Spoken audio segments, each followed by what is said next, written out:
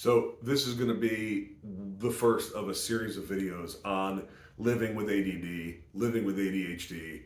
Um, I was diagnosed with ADD at a very young age. I'm now middle aged and I've lived on and off of medicine for many, many years. All right. And I've learned certain coping techniques. Um, I'm just going to basically talk about what it's like, what I think, and the first thing I'd like to start with is the term neurodivergent because it's a word that I'm seeing get thrown around a lot. I don't like the term neurodivergent. I think it's an attempt by some people to classify people with nebulous mental disorders like ADD into this special subclass of people that as if everybody who doesn't have ADD somehow thinks the exact same way, okay? And that's just not the case, all right? It's like music. 80% of people or thereabouts like music that has words in it.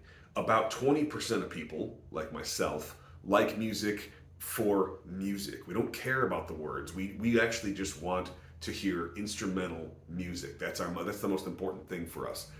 Just because you're in the 20% doesn't mean you're musically divergent. It just means you're in a minority of people. So I don't like the term neurodivergent. You have ADD, you have ADHD. Everybody has their shit, okay?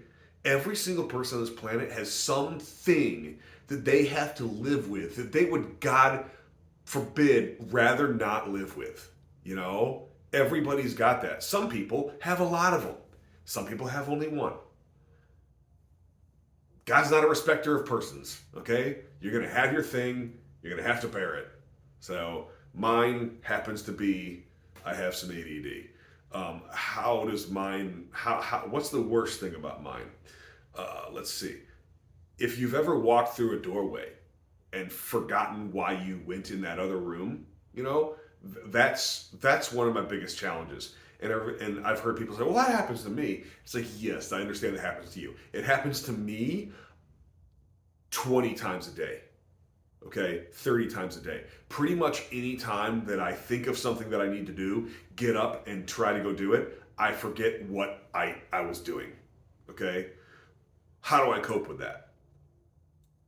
Luckily, honestly, I never developed a coping mechanism for that particular thing. My coping mechanism is my wife is awesome and my wife understands that I have ADD, and that's one of the best things that you can do if you have ADD is marry somebody who understands the disease or understands how your brain works, which is a good idea. Marry somebody who understands how your brain works. That's like marital advice for everybody. But um, I'll go in the kitchen.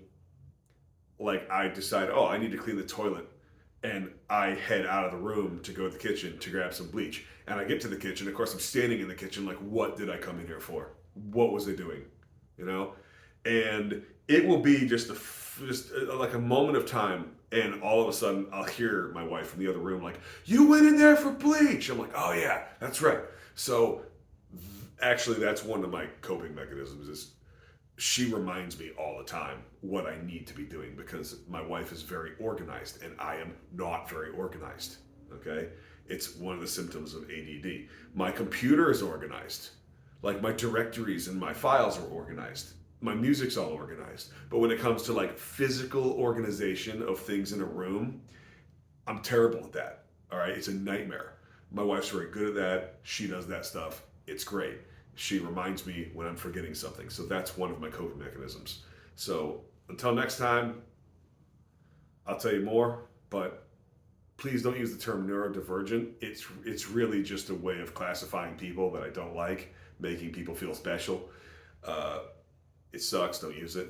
And yeah, if you have ADD, you know, find somebody who understands you. It goes a long way.